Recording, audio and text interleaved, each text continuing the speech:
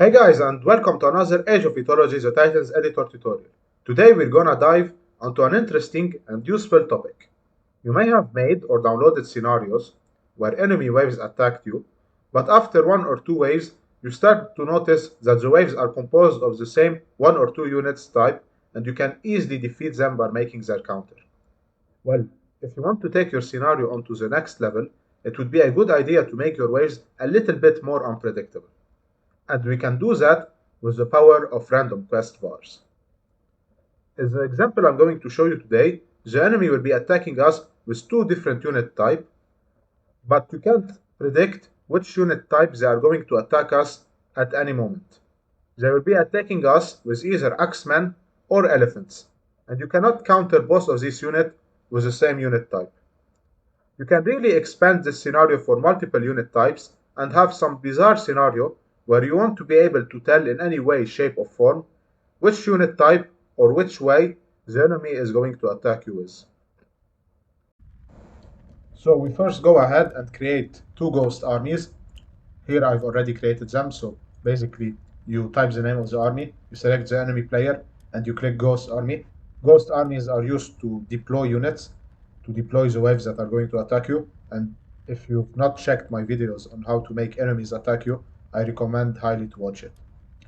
Then we'll go to the triggers, and I've already made them because there is some redundant things, but I'll explain them in details. So the first trigger you want to create is called random var. It has a condition of 4. This timer is the frequency of the waves that are attacking you. So every 4 seconds we will have waves that are attacking us. 4 seconds is just for demonstration. It is too short for a real scenario. Make it at least 30, 40, something like that.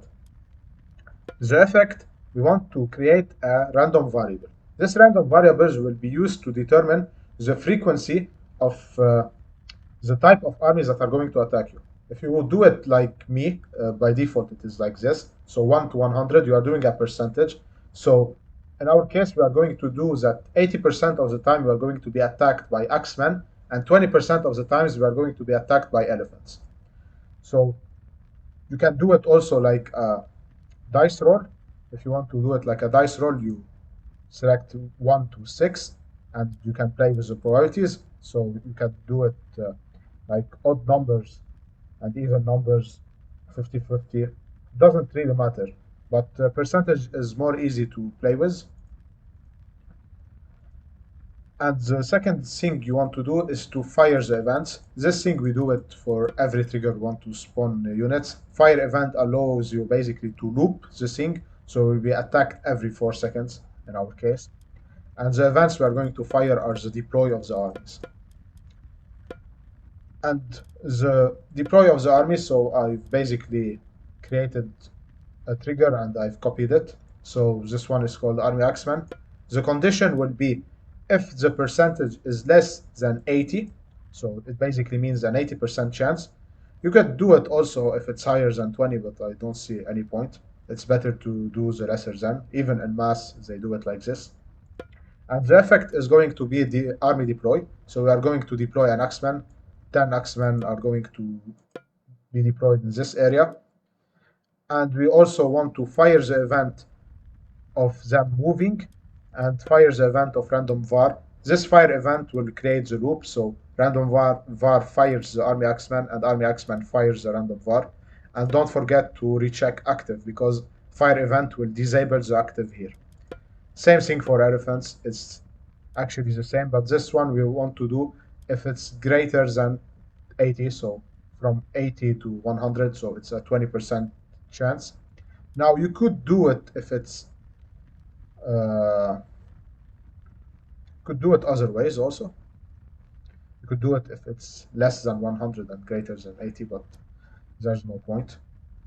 Now if you do 3 types of army, then you will have to have 2 conditions, because for example you want from 0 to 30 one type, from 30 to 70 another type, from 70 to 100 another type, and to do the middle condition you will have to do greater than 30 and less than 70.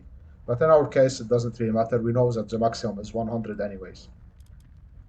And here we are going to move the Axeman, so is going to be a trigger. Doesn't have to be active here because it's fired by the army axeman. We don't want to do a, there's no loop to be made.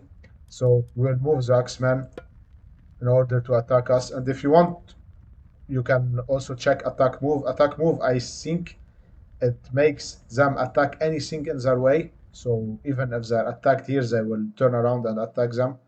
It doesn't really matter. I prefer to check it on in scenarios, but in our case, it doesn't really matter. And yeah, that's it. We are going to test the scenario. The same thing for elephants, anyways. So, yes. So let's go on and jump and see the scenario. You will notice, by the way, that one fire giant is not enough. I've added 3 lighthouse to our ally. You know how to do it. And as you can see, they are going to attack us with Axeman.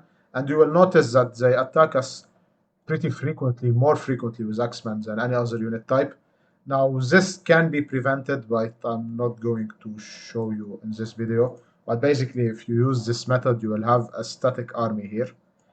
This is done by removing the active on one of the 2 triggers. And there, as you can notice, we still have an army of elephants. Now, we have 2 in a row, which is a bit unusual, but it happens. It's still a 20% probability. But as you can see, we have more axemen than elephants, and of course, make it more than 4 seconds because this is simply madness. But yeah, that's how you do it. That's how you make your army unpredictable. Now, there is a slight mistake because we did, if it's more or equal, so if you land on the number 80, you will have both elephants and axemen spawn, which kind of is not too bad actually, because you could do a small percentage that both of them spawn. The percentages can overlap if you want. If it's something you can do in your scenario designs, but as you can see, we're overwhelmed. But yeah, that's how you make your scenarios more unpredictable, and that is a good start. So I hope you enjoyed this scenario tutorial, and if you did, be sure to leave a like, and I will see you next time for another video. Take care and goodbye.